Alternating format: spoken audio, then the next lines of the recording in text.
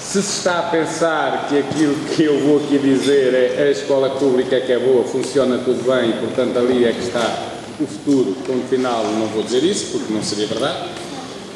Também muito menos irei dizer aqui que a escola pública é que é boa e, portanto, neste tempo que nós vivemos, viva a escola pública, acabam-se os colégios, também não é verdade.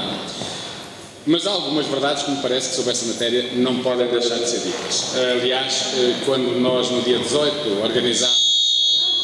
organizámos a marcha em defesa da escola pública, muitos jornalistas que estiveram ali connosco iam-nos perguntando porque é que tinha havido essa necessidade, porque é que havia a necessidade de fazer uma marcha em defesa da escola pública. E aqui eu penso que mais ou menos aquilo que na altura fomos dizendo, está atual, também não foi assim há muito tempo, para falarmos sobre que futuro para a escola pública ou o futuro da escola pública. E o futuro da escola pública, aquilo que posso desejar e desejo claramente é que a escola pública tenha um futuro positivo, um futuro capaz de manter a matriz democrática que ela tem tido e que teve sempre ao longo destes anos do pós-abril, não é? E que seja capaz de fazer a diferença, e a diferença que a escola pública faz, desde logo, eu acho que é fácil de perceber quando nós, por exemplo, dizemos que foi ela que conseguiu dar a resposta que alguns chamam de massificação, outros denominam de democratização, ou seja, para todos os efeitos, o acesso de todos à educação e ao ensino, foi através da escola pública, com as dificuldades todas que todos nós também conhecemos, do que foi necessário fazer para que todos pudessem ter acesso ao ensino com um mínimo de qualidade essa que, apesar das dificuldades que nós temos todos vivido nestes anos, a nível daquilo que são os serviços públicos, as funções sociais do Estado, o ensino, etc., essa escola pública, eu costumo dar como melhor exemplo, e penso que sim, para falarmos da escola, o facto de nós hoje termos, e isso é vulgar dizermos, a geração mais qualificada de portugueses de sempre. Infelizmente, boa parte dessa geração, fruto de políticas que têm sido desenvolvidas neste país ao longo de vários anos, boa parte dessa geração emigrou. Aliás, é uma imigração que também se diz que só foi possível porque no estrangeiro, ou seja, no Reino Unido, na Alemanha, em todos os países para onde os nossos jovens estão a emigrar, a qualidade da sua formação é reconhecida, de facto, que existe, e, portanto, são desejados esses jovens bem qualificados, e essa geração melhor qualificada que nós tivemos no nosso país foi uma geração formada na escola pública. E, portanto, uma das coisas que nos levou a organizar aquela marcha, por exemplo, foi, de facto, a injusta acusação que muitas vezes se ouve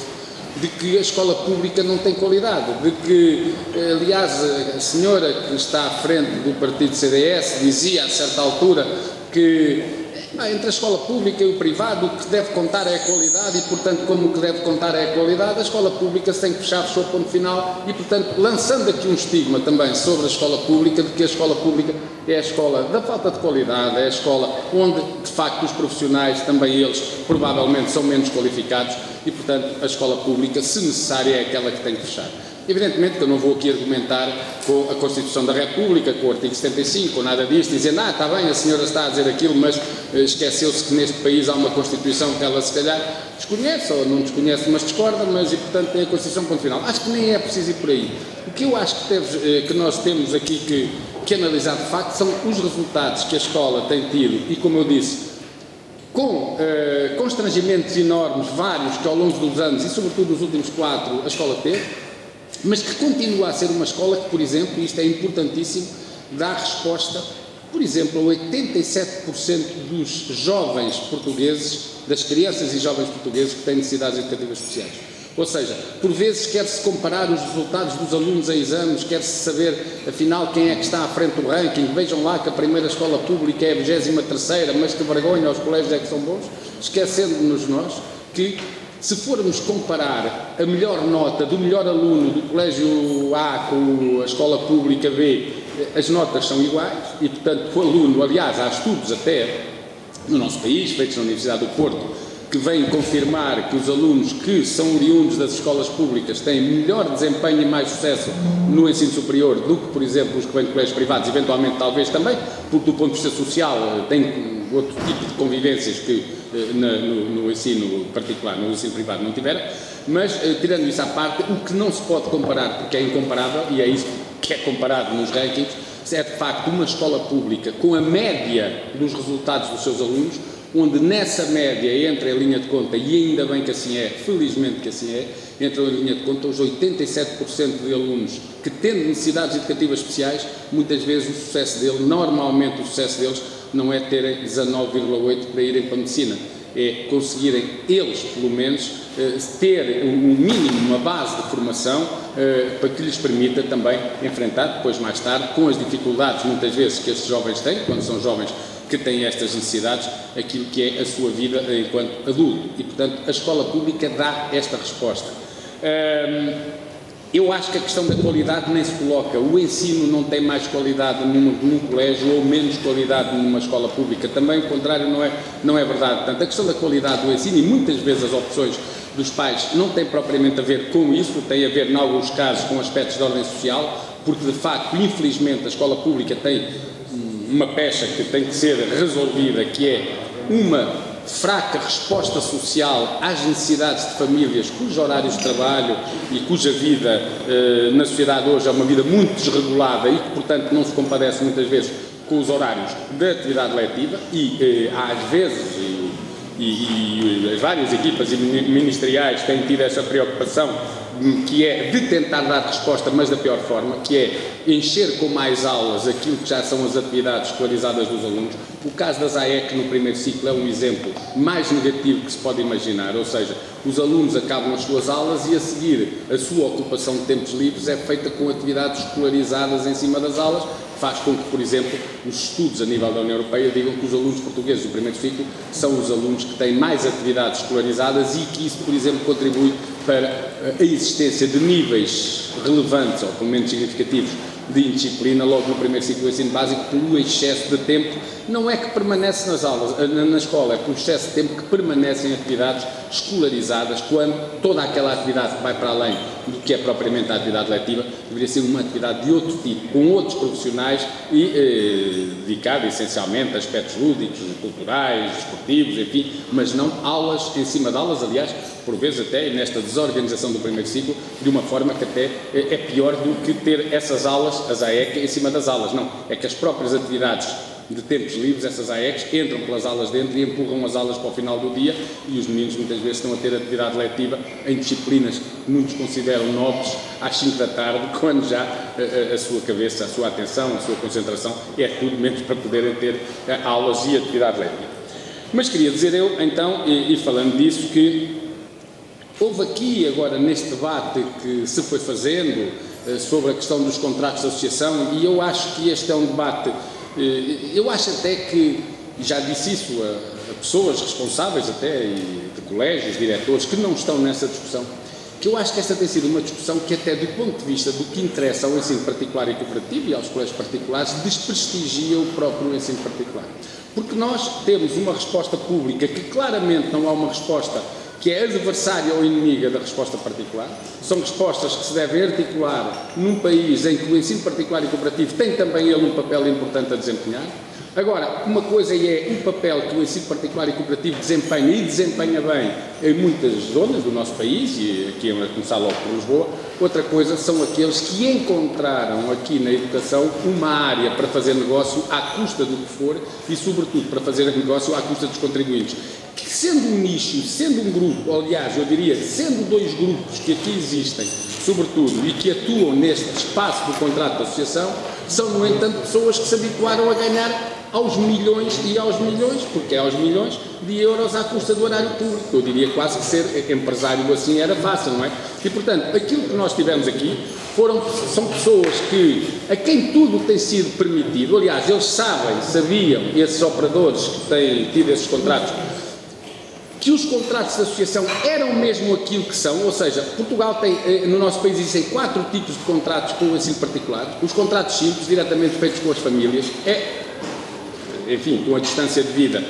uma espécie de cheque de ensino, embora não seja isso, pronto, mas é um apoio a famílias que existe e que, portanto, tem a ver com a própria captação das famílias, portanto, com os rendimentos das pessoas. Os contratos de desenvolvimento, que são contratos feitos para a educação pré-escolar, precisamente por ser insuficiente a resposta pública na educação pré-escolar, e os contratos de patrocínio, que, por exemplo, são para as escolas de ensino artístico e outras, que são muitas no nosso país, não é? Só para termos ideia, os conservatórios públicos no nosso país são 6, com mais um nos Açores, 7. E os conservatórios e academias privadas, escolas de música no nosso país, são 120, não são 20, são 120, portanto, numa rede que tem 6 escolas públicas e 120 privadas, e os contratos de patrocínio financiam isso, e os contratos de associação são isto mesmo, ou seja, a Constituição da República Portuguesa obriga o Estado a ter uma rede de estabelecimentos que dê resposta às necessidades de toda a população. E depois diz, bem, mas se o Estado não for capaz, tem que ter quem o faça. E quem o faz é alguém que, sendo uma resposta que não é pública, se associa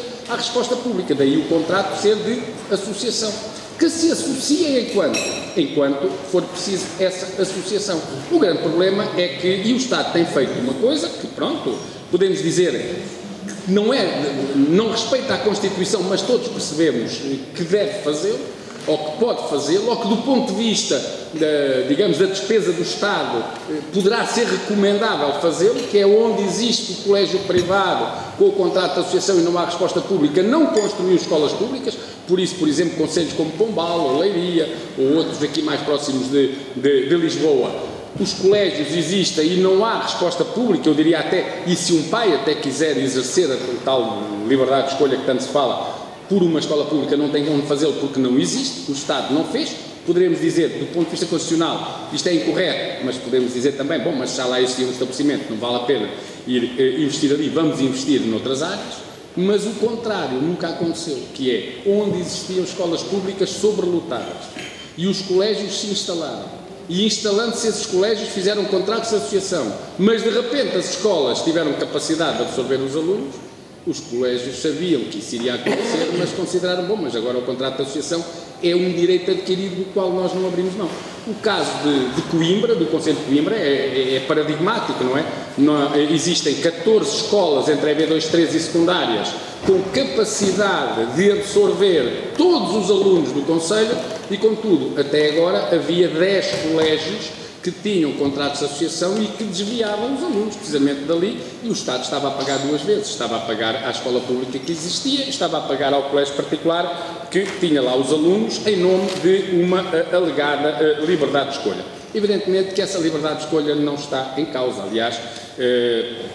isso nunca esteve, os pais sempre tiveram direito de escolher entre a resposta pública e a resposta privada, na medida em que, enfim, o paralelismo pedagógico sempre existiu, o reconhecimento do ensino que os colégios ministram também nunca esteve em causa e, portanto, a liberdade, o direito de escolha dos pais, das famílias, é algo que nunca esteve em causa. Agora, aquilo a que ele terá que estar associado, evidentemente, é ao dever de suportar a despesa que esse direito comporta. Porque se não fosse assim, nós teríamos que ter uma realidade que era absolutamente absurda. Porque nós não podemos só ter liberdade ou direito de escolha em Lisboa, em Coimbra ou no Porto, onde existem crianças e o negócio rende. Porque se a questão fosse, bom, mas então temos que ter e assumir isso, que em Portugal tem que haver uma liberdade de escolha e têm direito a escolher todas as crianças do norte a sul, do interior ao litoral, nós tínhamos que assumir que Portugal tinha que construir 2 redes paralelas de escolas públicas e privadas, porque todos os alunos tinham que ter esse direito de fazer essa opção, uma coisa que era absolutamente impossível de acontecer, não é? Não há país nenhum onde isso aconteça. E, eventualmente, até 3 redes, porque mesmo dentro da rede particular, provavelmente teríamos que ter uma para o ensino confessional e outra para o não confessional, porque também são projetos diferentes e as pessoas podem ter, ou poderiam ter a liberdade de escolha de escolher essa via confessional que o Estado português, apesar de ser laico, também continua a financiar. Tem-se dito muitas vezes, bom, está bem, mas se não houver esse apoio, se o Estado, se quem escolhe o privado é só quem tem dinheiro para escolher, então há logo uma coisa que também é posta em causa, que é o direito dos pobres, e isto usa-se muito este exemplo, o direito de uma família pobre de ter o seu filho no colégio. E a pergunta que surge de imediato é, mas porquê é que uma família pobre quer ter o seu filho no colégio? À partida, e alegadamente, e é isso que se diz, quer ter o seu filho no colégio porque quer ter o seu filho com acesso à qualidade mais elevada possível do ensino e, portanto, essa é no colégio que se encontra. Ora, mas isto é preciso, e acho que todos estamos de acordo, que todas as famílias, sejam elas pobres ou sejam elas ricas, todas as famílias têm que ter e têm esse direito, que é dos seus filhos terem acesso a um ensino de qualidade. E como todos percebemos, só é possível toda a população, todos os meninos, sejam pobres ou ricos, ter acesso a um ensino de qualidade se for a escola pública a dar essa resposta. Porque se não for a escola pública, obviamente que a rede de colégios que nós temos nunca dará, e também ninguém pode obrigar os operadores privados a irem construir um colégio em Oleiros ou um colégio em Vinhais, onde não há meninos, porque obviamente que também tem que ter a sua margem de lucro. Portanto, a partir do momento em que é assim, aquilo que se tem que exigir, obviamente, é que a escola pública seja uma escola que tem qualidade, em que a escola pública tenha qualidade para todos, em que a escola pública consiga, com qualidade, não só responder a todos, mas também responder àqueles que, tendo necessidades especiais, precisam de ter apoios especiais. E por vezes vem-se dizer, pois, mas o ensino no particular é mais barato até que no público, ao menos por isso que se escolhe o particular. Isto é logo outra discussão que iríamos ter. Poderia até ser, porque se a escola pública tem 87% de alunos com necessidades educativas especiais e alguns com necessidades bem complexas de dar resposta, evidentemente que a escola pública tem que ter professores de apoio que não existem, obviamente, tem que ter turmas reduzidas, que nos outros casos não é necessário, e tem que ter uma capacidade de organização do ponto de vista pedagógico que não é necessário, onde não existem alunos, onde as turmas são homogéneas, onde os 30 alunos que lá estão, estão todos calados, estão todos quietos, estão todos a ouvir, e portanto aí o funcionamento é completamente distinto. E portanto isso poderia levar a que a escola pública tivesse que, de facto, por turma, ter uma despesa superior. Mas não é para aí que aponta. Aliás, os estudos que foram feitos, por exemplo, pelo Tribunal de Contas, têm dito, pelo contrário, na escola pública, onde existe capacidade instalada, cá está. Se fôssemos construir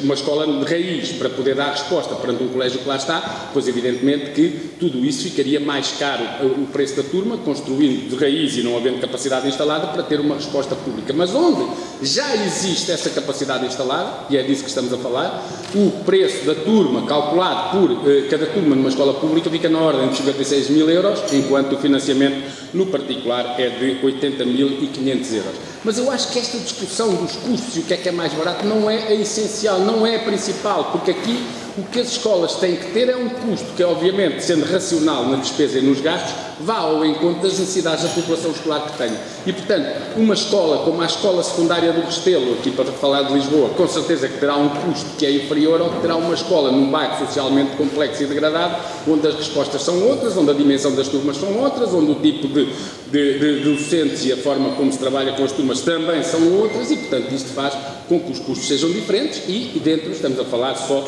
de escolas públicas. Agora, a escola pública foi muito maltratada nos últimos anos, maltratada neste aspecto. Nós nos últimos 4 anos, e até ultrapassando em muito o que a Troika dizia que se tinha que cortar,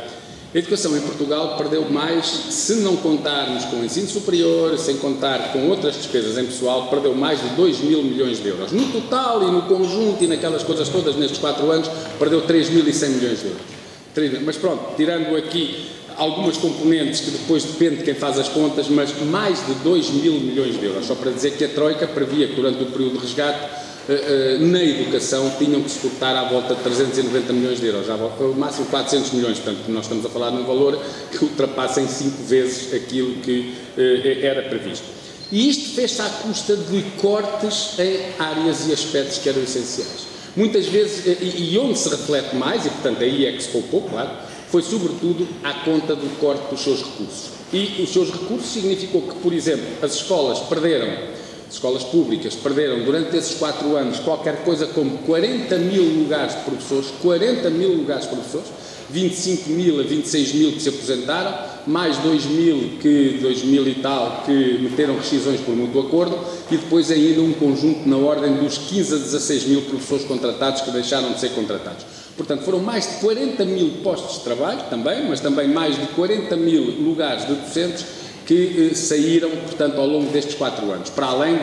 de cerca de entre 10 a 12 mil funcionários não docentes. E aqui não são só os funcionários, no nosso tempo os contínuos, os assistentes operacionais, estamos a falar dos assistentes operacionais, estamos a falar de psicólogos, estamos a falar de terapeutas, estamos a falar de um conjunto de profissionais, cá está, que davam apoio a alunos com necessidades educativas especiais e que passaram para entidades privadas, que depois são contratualizadas para as escolas, algumas delas até claramente empresas privadas, não são os CRIs, essas coisas, empresas que vão às escolas fazer as terapias e que são exteriores à própria escola. Perdeu esta gente toda e costuma dizer-se assim, bom, mas está bem, mas o que é que querem os professores? Então, mas, quer dizer, se há menos alunos, se há menos, e é sempre esta a justificação, então hoje há menos miúdos, como é que também não tem que haver menos professores? E os números também mostram bem que, como foi deliberada esta redução, porque é assim, nestes últimos 4 anos, o sistema educativo português, o problema para o futuro pode ser pior, mas nestes últimos 4 anos, o sistema de ensino em Portugal perdeu 8,1% dos seus alunos. E o número de professores que foi reduzido, deste número que eu falei, foi de cerca de 22%, ou seja, para 8% de alunos há uma redução quase do triplo de professores. Isto quer dizer o quê? Isto quer dizer que houve qualquer coisa mais que fez com que 2/3 dos professores tivessem saído. Quais foram essas coisas? E agora não vou falar da questão corporativa, se quisermos, dos professores, vou falar do que isto implica na qualidade do ensino. Ou seja, significou que estes 2/3 resultaram do empobrecimento dos currículos. Acabaram com disciplinas que eram importantes, educação visual e tecnológica, sobretudo ligada às questões da cultura, às questões da formação cívica, falávamos aqui, que eram áreas curriculares não disciplinares. Aliás, o CRAT, no primeiro ano em que no secundário a formação cívica começou, ainda não tinha chegado ao final do ano para se fazer uma avaliação do que estava a acontecer, já tinha decidido acabar com aquilo. Portanto, acabou-se, dizia, com a EVT. A educação tecnológica passou a ser uma opção das escolas e era no caso de ter recursos. Portanto, acabaram-se com disciplinas, reduziram-se as cargas de disciplinas por conta da existência de áreas nobres e outras menos nobres, portanto, reduziram-se cargas horárias, criaram-se mega-agrupamentos que são espaços absolutamente desumanizados, em que com mais de 4.000 alunos, nós hoje temos escolas ED 2, 3, com 1.100, 1.200 alunos que não têm uma direção. A direção dessa escola está a 30 km da escola, na escola secundária, e portanto se acontecer ali um problema qualquer, a única coisa que a escola tem é um coordenador de estabelecimento, tal qual como tem uma escola do primeiro ciclo com 4 turmas, portanto, e que não tem capacidade de resolver, não tem órgãos pedagógicos para tomar decisões. Há um afastamento relativamente à comunidade educativa, seja aos alunos, aos pais, etc., nestes grandes mega-agrupamentos, aliás, iniciados ainda no tempo do segundo governo de Sócrates, portanto depois a Bela Sara com 73, muito criticada pela oposição na altura, PSD e CDS, que depois criaram mais 200, exatamente iguais e com a mesma dimensão, além de manterem todos os outros. Houve também, de outras medidas, por exemplo, a redução exatamente de espaços de decisão democrática das escolas, por exemplo, com o novo modelo de gestão, que já vem desde 2008, os departamentos curriculares, onde os professores discutem os aspectos dos alunos, as questões, passaram a ter em alguns casos 80 e 90 professores, ou seja, precisamente por conta dos mega-agrupamentos, onde não se discute coisa nenhuma a não ser dizer, quase como ordem de serviço, aquilo que foram as decisões da própria direção da escola. Hoje há muito mais dificuldade em dar, porque foram muito reduzidos os alunos com necessidades educativas especiais e foram reduzidos de uma forma absolutamente administrativa, ou seja, através da publicação de legislação que veio apenas considerar como necessidade educativa especial aquela que decorre de uma situação de saúde, de uma situação que é uma deficiência permanente, porque todos os aspectos que têm a ver com, que têm uma natureza pedagógica, uma dislexia, com uma hiperatividade, etc., tudo isso foi considerado absolutamente normal. E foi considerado normal por uma razão simples, porque as turmas, se não tiverem meninos com necessidades educativas especiais, podem ter 30 alunos, se tiverem só podem ter 20, e portanto, por cada aluno que deixou de ter necessidade educativa especial, conseguiu-se aumentar 10 alunos na turma e, portanto, conseguiu-se reduzir não sei quantos. Isto com problemas para esse aluno, para os outros alunos, para os professores que trabalham com eles e para o funcionamento geral da escola. Portanto, houve um conjunto de medidas tomadas deliberadamente e que tiveram como consequência, evidentemente, um empobrecimento do próprio ensino. Portanto, há uma perda de qualidade nestes anos, e isto aqui é comum ao público e ao privado, portanto não há uma questão, porque pronto, as disciplinas que acabaram, claro, os mega-agrupamentos só se aplicaram no público, não é? Mas as alterações ao nível dos currículos, tudo isto tiveram também impacto no ensino particular, e há até, eu acho que esta é aquela que exemplifica melhor como a intenção era mesmo reduzir, que é o quê? No momento em que as escolas perdem alunos, no momento em que o sistema perde alunos e, portanto, no momento em que até havia a oportunidade para se poder, já não digo reduzir para metade, mas reduzir ligeiramente ou manter, vamos pôr assim, o número de alunos por turma, é exatamente no período em que as escolas perdem alunos que o Governo decidiu aumentar o número de alunos por turma. Isto parece uma contradição. Então, se há menos alunos, para que é que se vai aumentar? Porque assim dá para pôr mais gente fora. Mas, no primeiro ciclo do ensino básico, por exemplo, um dos argumentos, uma das justificações que foram dadas ao longo dos anos em que foram fechadas milhares de escolas do primeiro ciclo, aliás, nós chegamos aqui à vizinha Espanha e dizemos praticamente o interior português, as escolas rurais desapareceu tudo. Eles nem percebem como é que isso é possível. Até o que é que fazem? Os meninos vão de autocarro ali em Sinfãs, os meninos que moram a 3 km da vila de Sinfãs, como são os primeiros a entrarem no autocarro e há poucos em cada aldeia, demoram 50 minutos a chegar à escola. E, portanto, porque têm que dar a volta ao concelho todo, não é? Ou na Pampilhosa da Serra, não é? Coitados, os miúdos têm que se levantar às 6 da manhã para entrarem no autocarro que dá a volta ao concelho e depois são ainda por cima esses os últimos a chegar a casa e que quando chegam, como é evidente, não vão estudar com os pais, nestes dias maiores ainda vão cavar a terra, não é? E depois compara-se isto, e depois compara-se esta escola da Pampilhosa da Serra com o Colégio Valsacino, ou até com o Dona Maria, que é uma escola pública da cidade de Coimbra, e diz, pois é, aqueles miúdos têm mesmo dificuldades e tal, porque tiveram pior aproveitamento. Mas dizia então que é precisamente neste período que aumenta o número de alunos por turma, e que no primeiro ciclo, aproveitando uma das justificações que foi dada, que era o que eu estava a dizer, portanto, para o encerramento de escolas, era que concentrando os meninos nos grandes centros educativos, era possível fazer uma coisa que acho que todos percebemos que é fundamental, que é um professor ter, no primeiro ciclo, uma turma de 1 ano de escolaridade. Porque se o professor tiver uma turma de 2 anos de escolaridade, ou de 3 ou de 4, para além da dificuldade do trabalho, é um prejuízo para os alunos, porque não tem o professor a 100%, se tiver 2 anos de escolaridade só tem 50%. Mas hoje, encerradas as escolas do primeiro ciclo, concentrados os meninos em grandes centros escolares, aquilo que vem da orientação da administração educativa mas mesmo assim as turmas com vários anos de escolaridade é para manter. Um exemplo, ainda o ano passado, aqui na zona de Lisboa, uma escola com 17 meninos do primeiro ano, 17 alunos que iam começar a escolaridade, portanto, no primeiro ano, uma turma com 17 alunos é uma turma que e que é boa, tem uma boa dimensão para trabalhar o professor com a turma,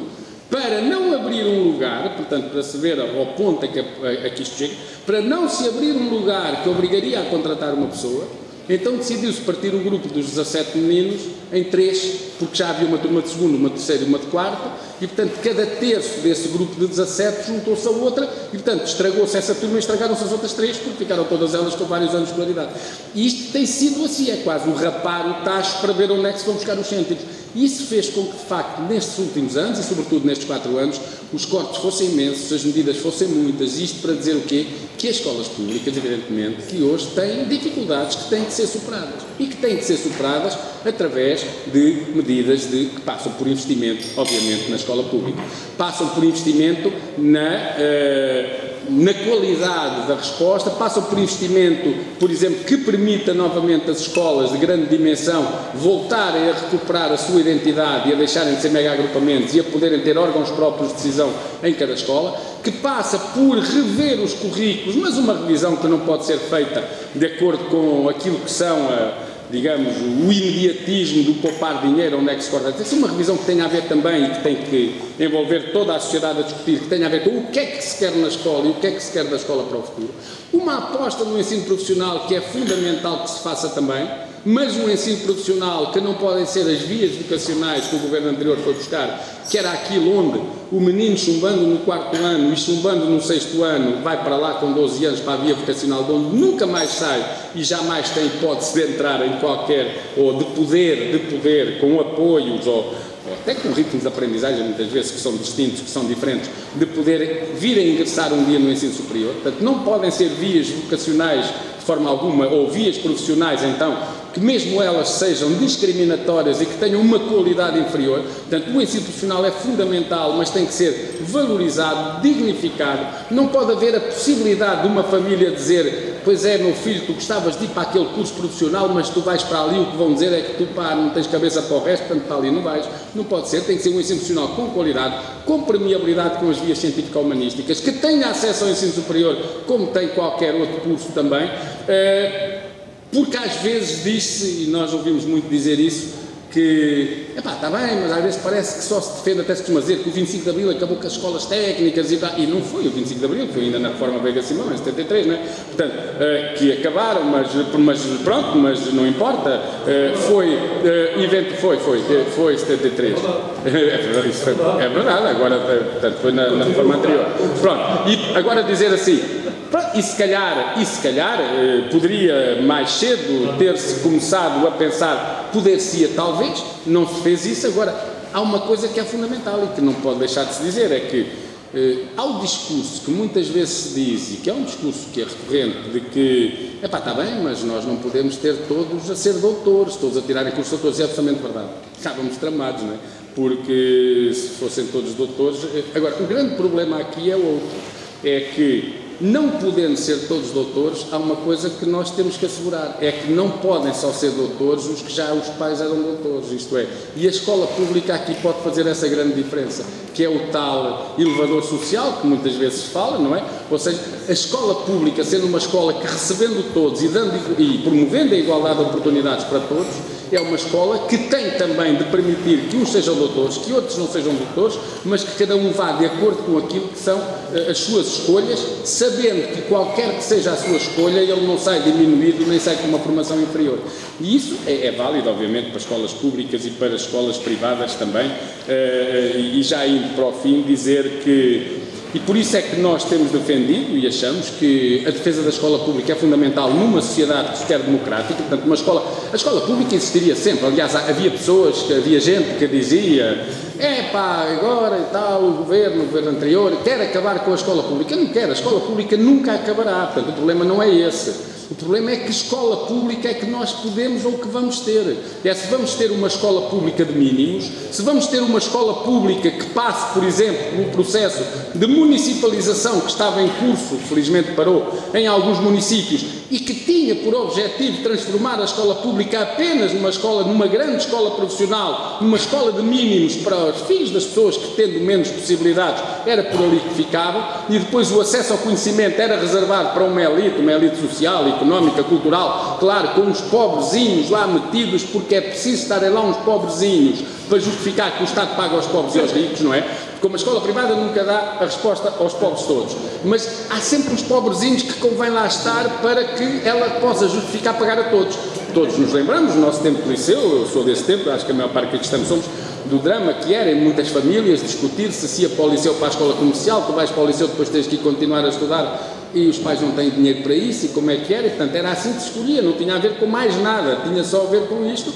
e portanto, mas nós no liceu, nas nossas turmas, havia sempre aquele exemplo do menino que fazia o seu sacrifício, até para dizer aos outros que vocês não se esforçam, estão a ver e tal, e não sei o quê, e eles precisam desses pobrezinhos para isso, e portanto, aquilo que se pretendia da escola pública não era acabar com a escola pública, era acabar com a matriz democrática da escola pública. A matriz democrática da escola pública é uma matriz que passa pela escola ter qualidade, a escola pública ter qualidade, passa por ser uma escola para todos, passa por ser uma escola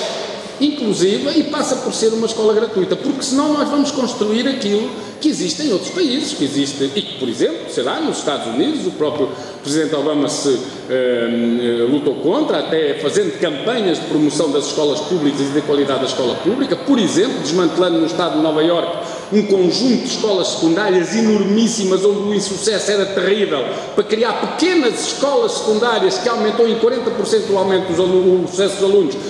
demonstrando que a dimensão também tem importância na relação depois entre toda a comunidade educativa. Ou, por exemplo, no Brasil, onde todos sabemos, não é? Os sacrifícios que as pessoas fazem porque sabem que se o filho for estudar numa escola pública jamais entra numa universidade, pelo menos aquelas que têm emprego. E então até é curioso, não é? Porque o percurso é todo feito no caminho, o percurso para o acesso ao ensino superior de qualidade é todo feito no privado e depois o ensino superior é público. Então, mas isto há aqui uma contradição, não há. É porque quem chega ao ensino superior é só quem teve dinheiro para fazer todo o secundário no privado. E, portanto, quando lá chega, já não há o perigo de misturas, porque aqueles com quem eles não se queriam misturar já ficaram no caminho. E, portanto, aí já pode ser o Estado e os contribuintes a pagarem, que não há problema, porque não há lá misturas. E esse é o sistema que nós não queremos. E esse é o sistema que, por exemplo, a reforma do Estado, que no guião do governo anterior foi apresentado, apontava claramente. E vou concluir, mas acho que é importante, era um guião que apontava para uma educação pré-escolar essencialmente de resposta social, ou seja, é preciso tomar conta dos meninos enquanto os pais trabalham, e também é, mas não se pode esgotar nesta perspectiva do social. O pré-escolar tem que, e por isso hoje se fala, ainda bem que se fala, na universalização da resposta a partir dos 3 anos, já se discute se deve ou não haver obrigatoriedade de frequência aos 5 anos, no ano que antecede a entrada no pré-escolar. Às vezes nós mas isso em Cabo Verde é a partir dos 4 anos, porque é igual, promove a igualdade de oportunidades para os miúdos quando entram no sistema escolar, terem todos tido acesso e frequentado o jardim de infância. Cria-se um ensino, um primeiro ciclo do ensino básico, que tivesse imediatamente, logo ao 4º ano, o primeiro momento de seleção, que eram os exames. Aliás, às vezes acho curioso quando as pessoas dizem assim, mas acabou com os exames, isso agora é uma balda. O que promove a qualidade do ensino não são os exames. O que promove a qualidade do ensino são as condições em que se trabalha nas escolas. E já agora dizer, que às vezes nós até nos esquecemos, que nós em Portugal dizemos muito assim, o exemplo é a Finlândia, aquilo é que é qualidade, aquilo é que é um sistema educativo. E esquecemos depois de ver que o único país que, a par de Portugal, tinha exames ao 4º ano de escolaridade era a Turquia. E eu às vezes surpreendo-me como é que há pessoas que querem obter os resultados que a Finlândia obtém com uma organização do sistema de ensino à turca. Quer dizer, não é possível, porque a Finlândia, as pessoas às vezes até se esquecem, que a Finlândia tem exames pela primeira vez no correspondente ao nosso 12º ano. E a malta diz que aquilo é bom, não é? Nós aqui dizemos isso, não é? Às vezes muitos dizem, não mas diz-se, não é? Agora, pronto, não se consegue ter bons resultados se tivermos uma organização igual àqueles que têm níveis de insucesso tão maus ou piores que nós, não é? E, portanto, isto é preciso que nós também pensemos nisto. Portanto, o que estava em causa era precisamente esse primeiro momento de seleção no 4º ano e no 6º ano, o primeiro momento de separação aos 12 anos com as vias vocacionais a partir do 7º ano, e um acesso a um ensino superior de segunda para aqueles que não tinham entrado nas vias científico-humanísticas, que era aquele ensino superior que o ministro Nuno Crato dizia que era o das meias licenciaturas. Reparem, as meias licenciaturas que eu até acho que eram quartos de licenciatura, porque meias licenciaturas já eram as licenciaturas de Bolonha, portanto, se ele ainda diz que eram meias licenciaturas, portanto, relativamente àquelas do nosso tempo, eram quartos de licenciatura, não é? Que eram de 2 anos, onde até podiam entrar jovens que nem o 12º ano tinham concluído. E era este sistema que estava a ser construído. E era este sistema que começava no pré-escolar, que selecionava ou que, pelo menos, fiscalizava, verificava logo no final do primeiro ciclo, que separava no 7º ano, que mandava os meninos com dificuldades e com deficiência para os espaços de segregação, para as escolas, as instituições, porque a escola pública não podia lá contê-los, e que depois tinha um final